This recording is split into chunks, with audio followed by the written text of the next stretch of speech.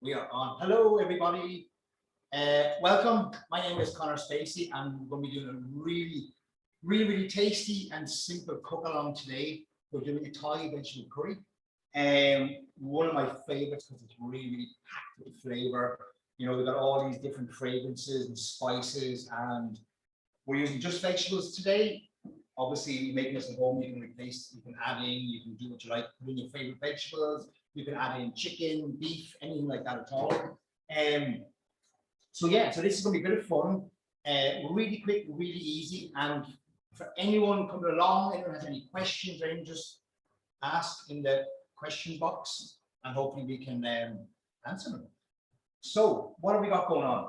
I'll run through the ingredients really quick. We are going to make a Thai green curry paste. Look, guys, these can be bought in the store, the paste, but it's always nice to make your own because I think you get more flavor out of it. So we've got some shallots here.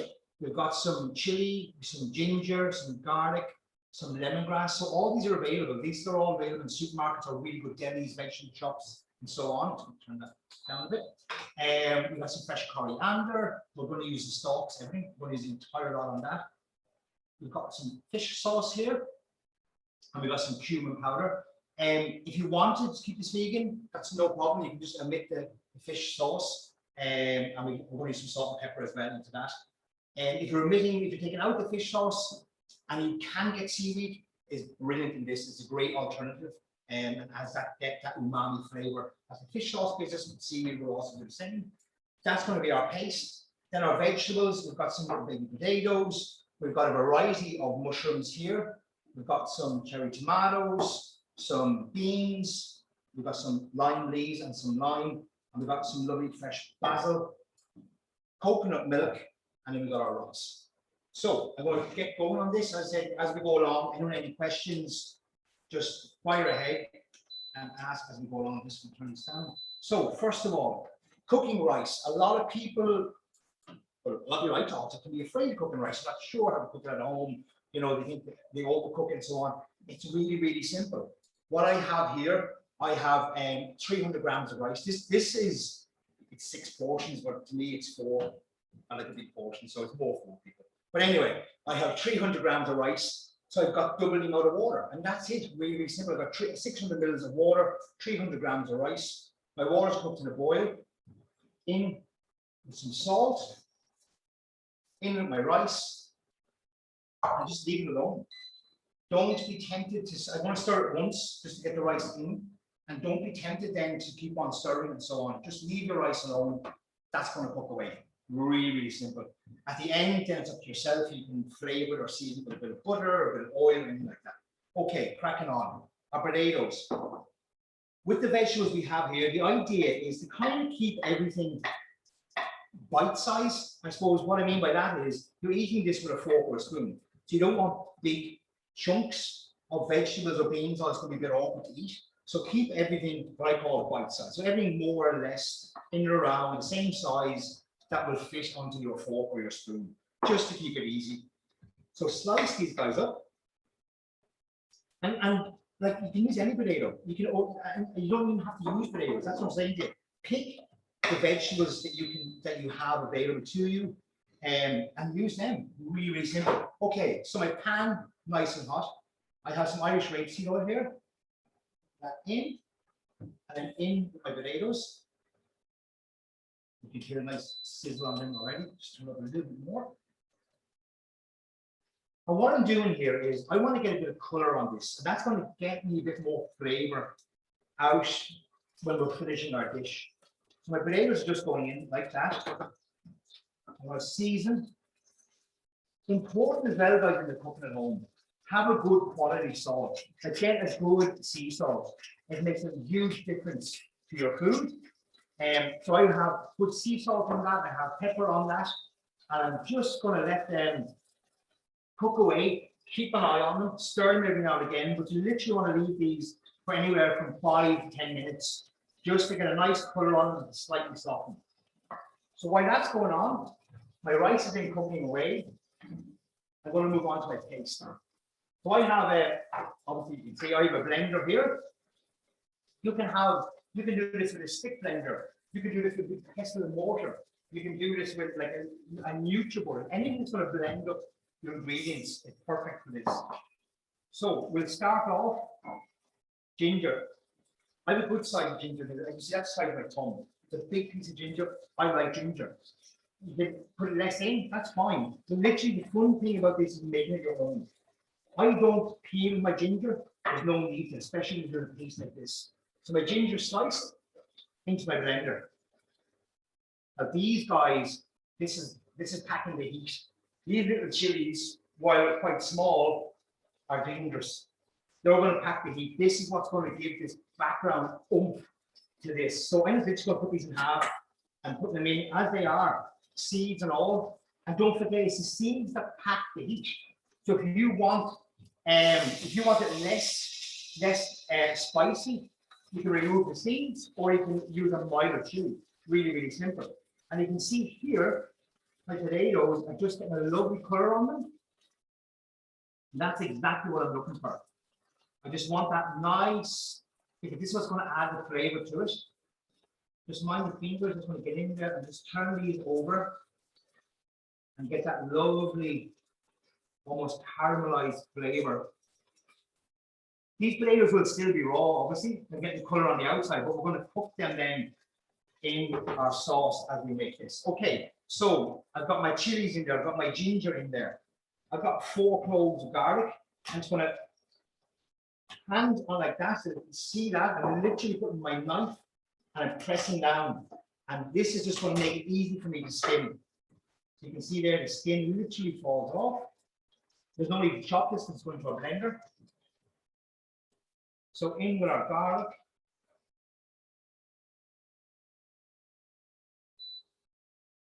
Four might seem a lot, it's not. You know what I mean? When this is cooked through and cooked in, when the paste is cooked on this, the flavor is almost mellow. So as a paste, when it's raw, like with the garlic and the ginger and so on, you know, it's going to have that raw taste to it where you feel in the back of your throat. But once we cook all this, it's not going to have that.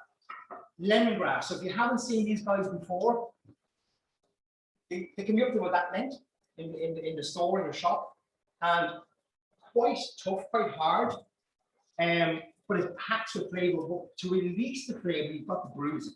So you've got to smack it. Don't be afraid to give it a sharp. I know you can't smell it, but you have it at home. It's just this gorgeous, fresh lemon, more lemony than a lemon, if that makes sense. And this is just going to add that flavor. So I'm just going to slice it. Because it's a bit woody, I want to make sure it blends well. So I'm going to slice this like so. And in that goes as well. And then my shallots, I'm going to peel these down.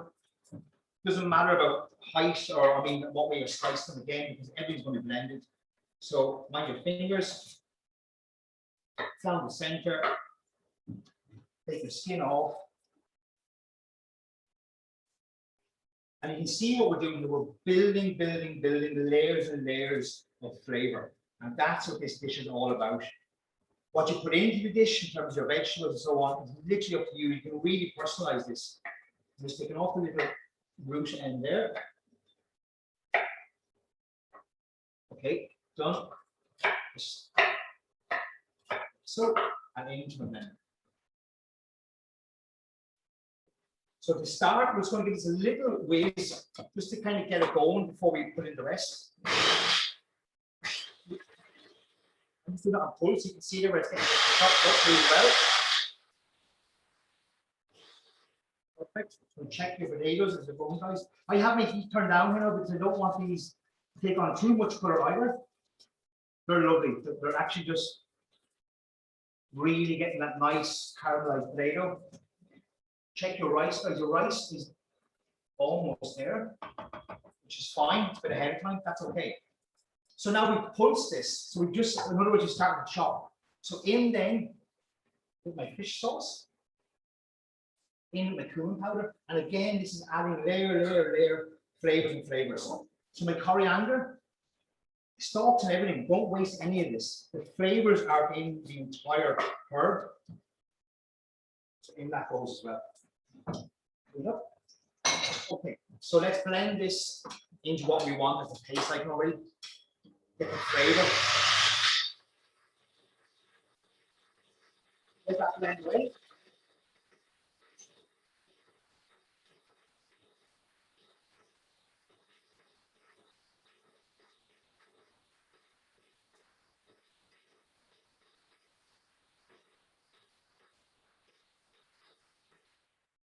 Okay, so just make sure, it's always good to give it a little push down around the sides because you want to make sure that everything is caught in this.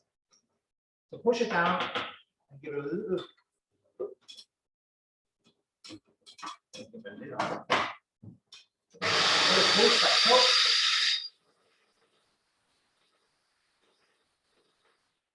And that's that, guys. That's how simple it is to make your paste at home. As I said, look, if you don't want to, you can buy them, but I just think you get that better flavor and you get more satisfaction out of yourself. So that's what we have. We have this green, I mean, the smell, I can get all the spice, I can get the cumin, I can get all that through, which is exactly what I want. So at this stage of potatoes, they've taken on a lovely color. They're not fully cooked, that's fine. We're going to remove them from the pan and I'm going to put them, set them aside into a bowl. Now, pan back on the heat and we're going to go next into mushrooms. So move this away here.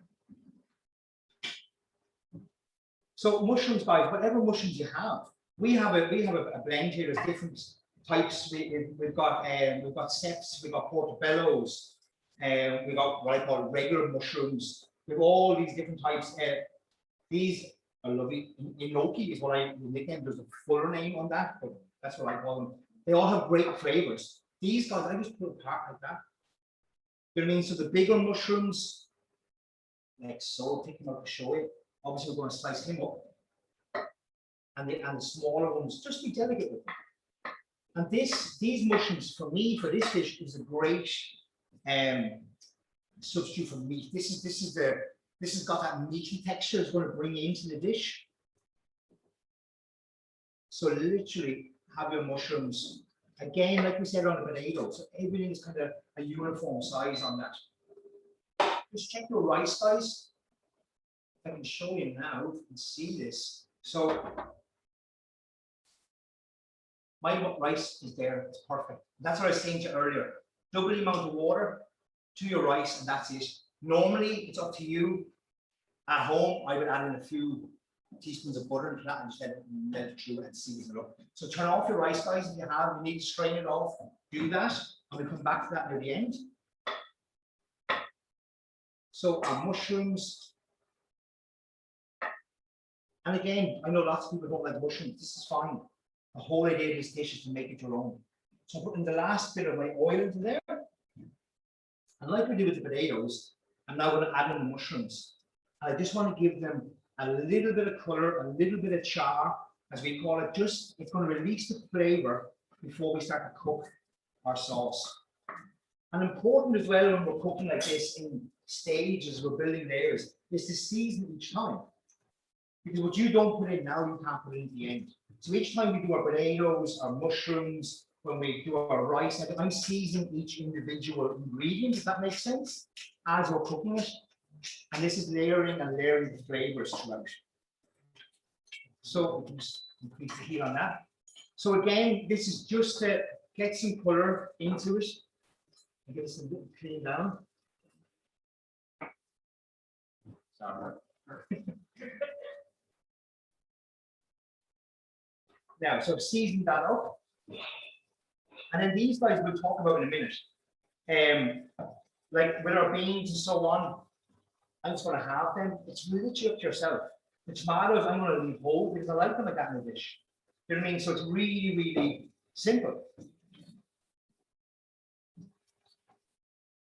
And I think it's important while we're doing this and while we're waiting to cook as well, that when we're cooking, guys, you know, like, and we're trying new flavors and so on, like it's very important to support your local shops here in Dublin. Like go to your local veg markets, go to your delis and your greengrocers. everything that you see here is available in all those shops. It's on your doorstep. And I suppose we don't utilize it. I think we don't. I think out of habit, we tend to think that we need to go to a supermarket or something to get all this stuff. And we don't. And it's here. And the good thing is when you're going to smaller shops, independent and vegetable shops, the food is fresher. Why is it fresher? Because it's not sitting in warehouses for weeks on end before procurement and brought out to other places. So really important, guys. And that's what this is all about. It's about having fun with our food. It's about making tasty, simple dishes, but also supporting what we have here in Dublin. And we have fantastic shops. We have fantastic food. All this is available to us. So really, really make the most of it. Okay, I've got a nice little colour on these. That was very quick. And mushrooms tend to be. I've got a nice little bit of colour. And I can get that real mushroom umami flavour. So I'm going to remove them. I'm going to add them in to where I have the potatoes. But this will all come together again at the end. So now, the important thing to remember here, when we go back to our paste is, as I mentioned, when you're making a paste, that's raw. So in that, as we saw, the raw garlic, the ginger, the shallots, the chili. So it's got this real bite to it. It's not cooked. And it's important to remember that. So what we do, we've got our pan. I'm going to turn down a little bit. Got a hot pan. It's dry. And I'm going to add in this paste. Because it's important that we cook it. That's the whole idea. We're going to cook this out.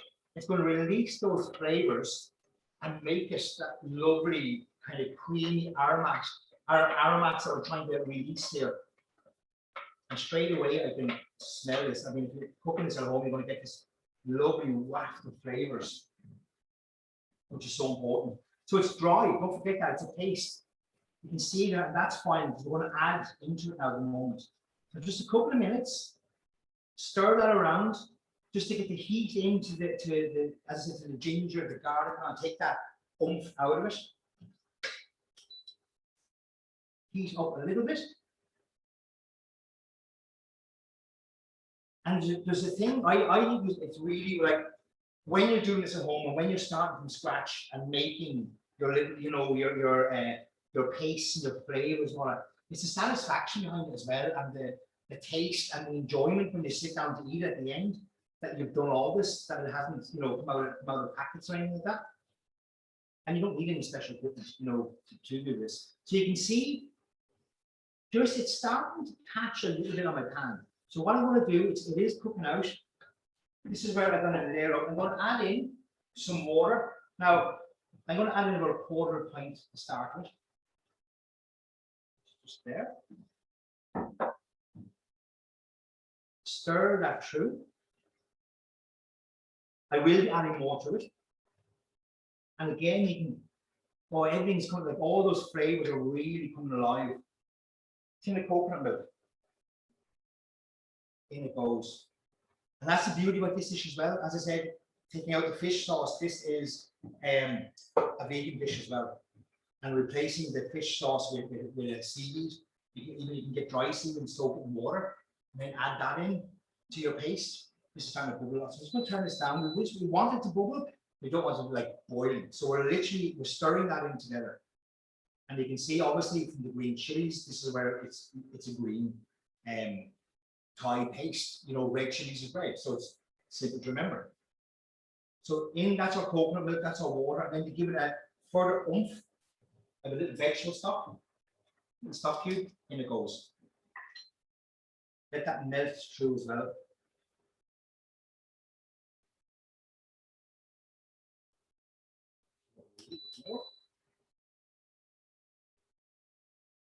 So that's just melting. Oh, we should smell this. I hope someone there is cooking this and getting those lovely flavors. Okay, so I've got some little lime leaves. I've got 4 here in total. Pop them in. And again, guys, in your local stores, you will get these lime leaves. Little bags, probably usually about a dozen to a bag.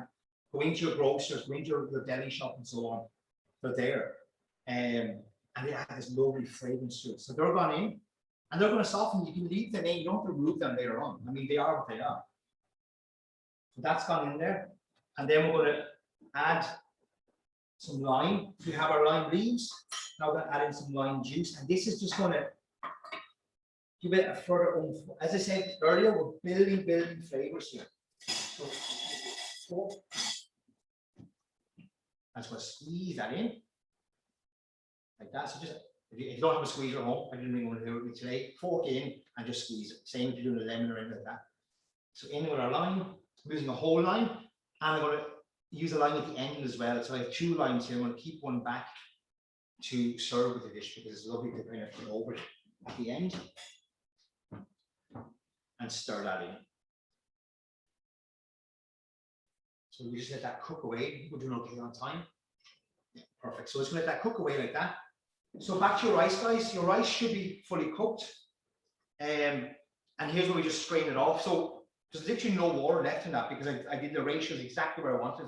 As I said, I would normally, if it was vegetarian and I'm not vegan, I would normally add a bit of butter into that or a little bit of oil into it to season it. I also add in some salt and some pepper.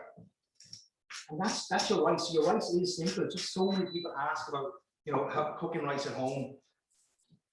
It really is that easy. I'm just going to, there's a little bit of starch on this. I'm just going to let it strain off.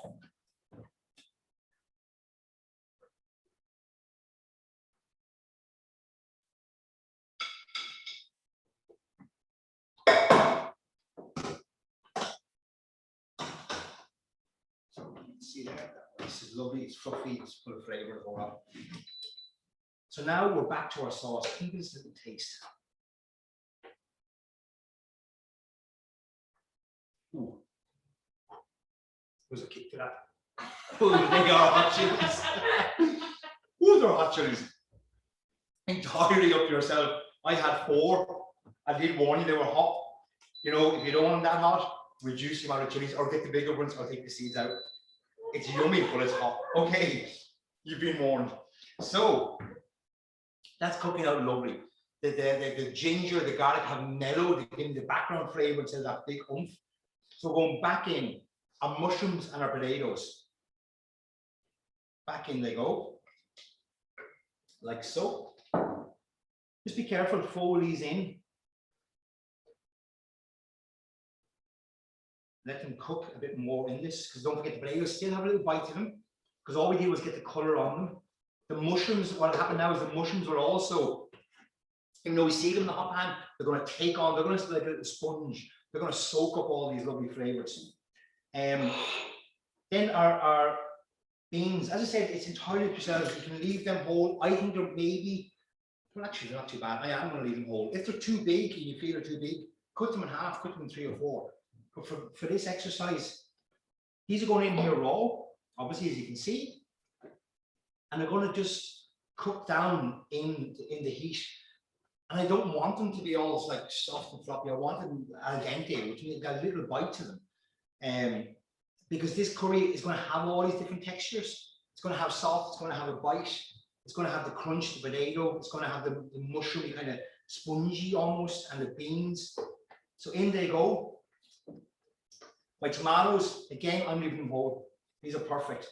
And also to note, this time of the year is perfect for Irish tomato seasons, and all different varieties. So the little cherry ones that we have here, the large tomatoes, the whole lot, they're bang in Irish season now, which your local veg shops will have them as opposed to bigger shops and so on. So that's all just added in, cooking away. And then my basil, quite a lot of basil here. Basil is gorgeous, it's so fragrant, and we already have the coriander and the heat of the ginger and the chili. This basil is just going to make everything just balance out. I have a question. Yes. What's the difference between Thai basil and Roman basil? Ah, good question. So it's literally just down to the fragrance, the flavor. The Thai basil is, to me, is more fragrant and suits a curry more. While a regular basil that we'd be used to here in Ireland is more around pastas and pestos and so on. So this has a lot more, it's almost got that lemony kind of flavor to the basil, which is perfect for this. This is Thai basil that we're using here. And it's worth to note, with basil, I'm using this straight away. In a lot of cases, if you get a knife and you're chopping basil, you're bruising the basil. And that's where it starts to go like a browny, blacky kind of color, because the knife bruises it. So what I normally do here is I'll chop the stalks a little bit, because I'm going to use them. And that's important to know that. So I chop my stalks, they're going in. And then my leaves, I just pull them with my hand like that. And as you start to tear your basil, you can you can just get that lovely, vibrant flavor. And this just melts into it. And again, as I've been saying right the way through this, we're building. We're building flavors through our dish from the very beginning right to the end. So this is all coming together. And it's really, really quick. I think we're fine on time, aren't we? Oh, yeah. What we So had? it'll only take 20 minutes? Oh, yeah. 25 That's very minutes? quick, guys. See, I think that's too quick. But so it's all, we're just going to stir that all in, just let it cook through. Give it a little taste through each stage, guys, but that's where you're going to build more flavor. That packs a punch. Absolutely gold, really happy with that. Just going to let it cook out a bit more. Just so the vegetables and potatoes are cooked through, tomatoes soften to the stage where they're just about to pop, but they still got a bite. Same with our beans, our basil, so everything is in that really, really packed with flavor. Have we any more questions coming in or anything? Are we? Nothing, Everyone but good? can you tell us about, Yeah, I've got a question for you. Have you stored basil in the fridge? No, basil is better actually stored out of the fridge. When you put basil into a fridge, which is a good question, it actually wilts more in the cold. So if you can keep basil at room temperature, but not too hot, if you can keep it near a kitchen window, well watered, it will last longer. Don't get me wrong, other herbs, yes, you can, but basil it's a delicate herb. It's a soft herb. Same with coriander is a soft herb. If you need to, if it's very, very warm, as we are having this weekend in Dublin, which is brilliant. If it's very, very warm and you want to store them and it's too warm in your house, a good trick is to have some tissue paper and lay your basil, your coriander, your soft herbs on that, and then kind of roll them very, very gently. And the tissue paper is damp, and roll them very, very gently. And store them in the fridge that way. But you'll have to use them in a few days, if that makes sense. If you want to keep it for longer, buy the potted herbs, always best. Have them in your window, keep them watered, and look after them as you would any plant. And they'll continue to grow as you use them. This is coming together really, really well. I'm going to enjoy this now. It's lunchtime. Okay, so we have everything in there. And as I was saying, guys, like please, take this opportunity as we're cooking and we're doing all these lovely dishes to really, really get behind all our fantastic local shops, vegetable shops, everything here in Dublin. They're brilliant. And I don't think we actually realize we're in a bit of a mess here. So, as that's cooking down, I suppose it's a good opportunity to talk about Chef's Manifesto as well, to give you an idea about what's behind that. So the Chef's Manifesto is kind of what it says on the tin. It's a manifesto written by the chefs, for chefs. And the idea behind it is that we look at the Sustainable Development Goals, of which there's 17 goals. So these goals are based from the United Nations. And pretty much every country in the world signed up to these goals. And the idea is to achieve these 17 goals by 2030. So not that far away. We're looking at 9 years left. These goals kind of tackle everything from hunger to food to climate change to our oceans to war and conflict. It tackles everything that we know is going on today on our planet. And it pushes for the countries and world leaders to make these changes. No matter what way you look at the 17 goals, every single goal is connected one way or another to food, be it from the farmers to the oceans, to our planet, to water, to soil, to land, to everything we do, to the amount of food we waste. It's all related to food. So about 3 years ago, somebody had the great idea of chefs need to get involved. Chefs need to be behind pushing this agenda more. Why is that? It's literally because chefs are in the middle. We're the guys that buy food and decide where the food is coming from that we buy, and then we cook these great dishes that you guys, our customers, come into our restaurants, cafes, wherever it is we are working, eat these dishes and get influenced by what chefs are using on our menus. So it's by using that, creating that responsibility to chefs to really think about what they're doing with their food and how they can make changes in their kitchens that influence consumers who can then go away and maybe shop better, think about their food more and so on. So the Chef's Manifesto was put together. it started off with, excuse me, 16 chefs at the beginning, kind of spread out from all over the world. About 8, 9 got together in New York and 8 or so in London. And we took this SDGs, 70 goals, which like is that thick. Do you know what I mean? When you read them in a book form, and the idea was to take them and put into a very simple form that chefs can understand. So we came up with these 8 thematic areas, which are 8 areas for chefs to concentrate on in their kitchens, on food, on sustainability. It has grown. It was launched just over 2 years ago. It's now in over 80 countries. There's over 900 chefs that have got together to build this community of a sustainable food system. And things like exactly what we're doing today is it's not about, it's thinking of food local, but also remembering that food is global. So it's taking a local approach, but looking at a global food system and how we can make changes and make it better. Excuse me, that's the chili. Okay, so that gives an idea about the Chef's Manifesto. Back to our dish here now. This is just, you can see, I'm actually going to turn this off because what's happening here is this is lovely. It's reduced, so it's starting to thicken up.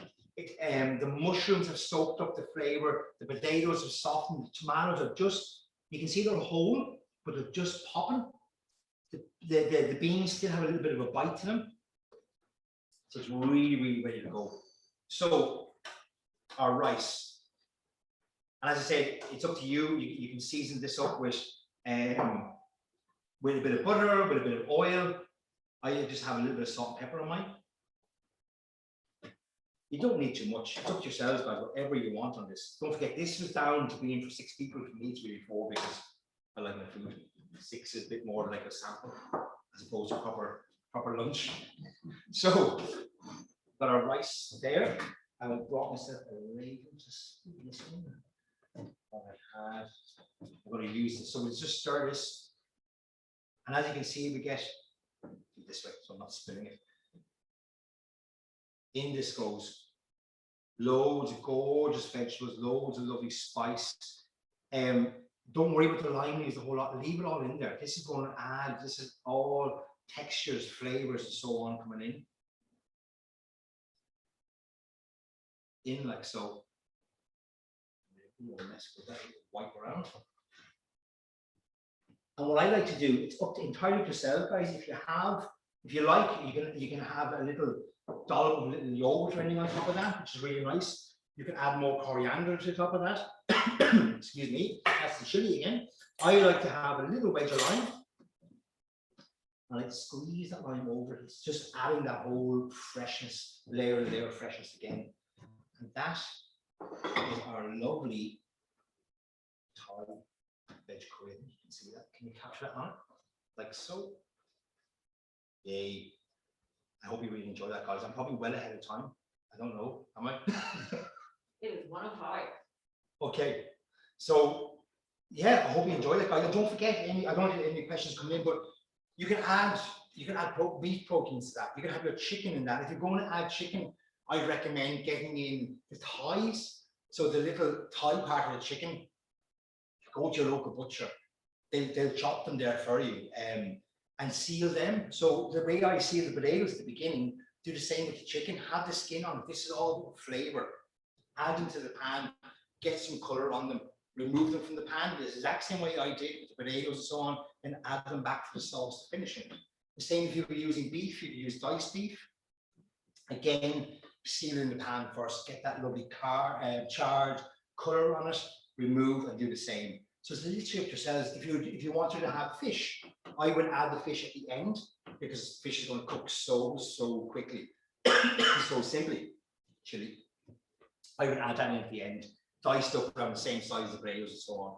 It's really simple, tasty, and you can make it your own. That's the whole idea of it. So yeah, so it's happy days. I hope you enjoy it. If any questions? Is anyone there? I wonder cooking along on this.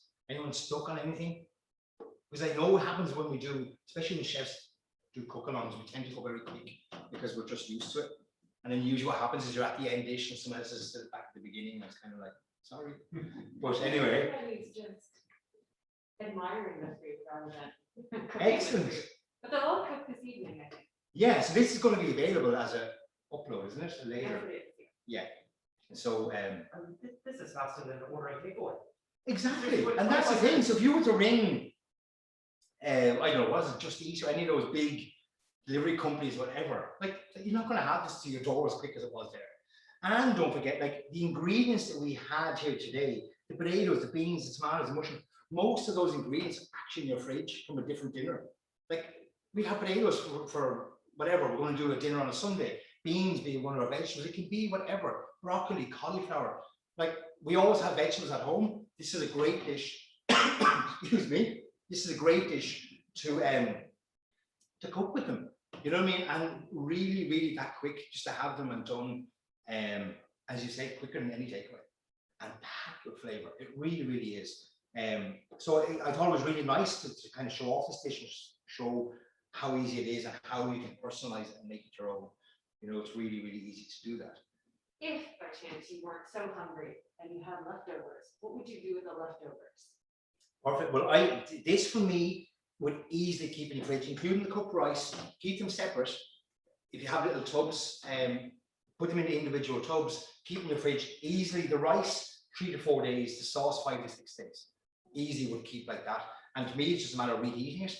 Or what I like to do sometimes when I have them left over like that, and I add more flavor, and maybe it's a bit of it sounds a bit, but trust me, I reheat my rice separately, and I do like an egg fried rice first with it. And so I get my wok oil and I whisk in my eggs. So it's almost like you're making an omelette.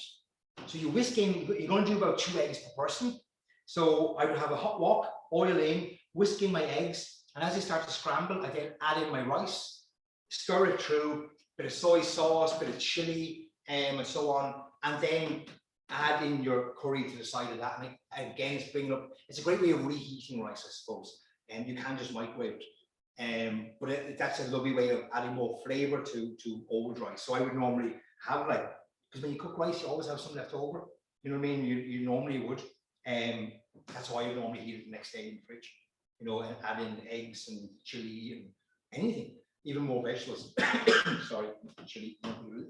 Now, if you're averse to rice, as I was as a child, what other things could you serve the curry with? It's low. I also like with bread, like a flatbread. So, or like a naan bread. I call them flatbreads. Again, really, really easy to make at home. Could have made them today, but never thought about it. But really, really simple. You can buy them as well. So a nice flatbread, like a naan or like a tortilla bread. These like pizza style breads. Really nice if you have gas at home. You just light the flame and very quickly either side, because that lovely charred flavor of the bread. It's already cooked. All you're doing is reheating it. That is lovely because you can almost use it as a vessel to pick up your curry with. You know what I mean? So you can scoop it up, eat the bread, instead of your rice, or just use more vegetables and so on with it. I mean, like rice is traditional, but it doesn't have to be. I mean, the good thing about food is no matter what you're cooking, no matter what the dish is, it's about making it personal. It's about what do you like to eat. Like if you're making a curry, it doesn't have to be a curry. Sorry, I'm chili stuff right there. I'm gonna another cup of coffee. Oh, sorry about that. So yeah, so make it personal. You know what I mean? Like anything with food is there for enjoyment, and that's why I always see it. So if something is more traditional, like a curry with a rice, you don't like rice, that's fine. You know, replace it with something else you do like. Thank you very much. That's a bit embarrassing now. It was worth tasting a little bit chili, but and that's worth noting with that paste that we made. When it's not cooked like that, when I tasted a little bit of it, that's what I mean when it's not cooked. It's got that rawness that sits there. So by cooking it in the pan, you're removing that. And you'll notice that. So if you tasted that paste uncooked, that's what happens. You get this heat in the back of your throat. Anyway, so when it's finished like this, it's perfect because it mellows out. It's got the spice, but lovely and mellow. Anything else come in or we? Everybody loves you? They're all happy. Thank you very much, everybody.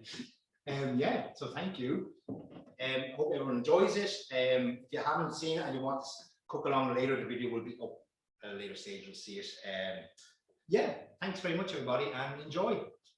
Thank you. Bye bye.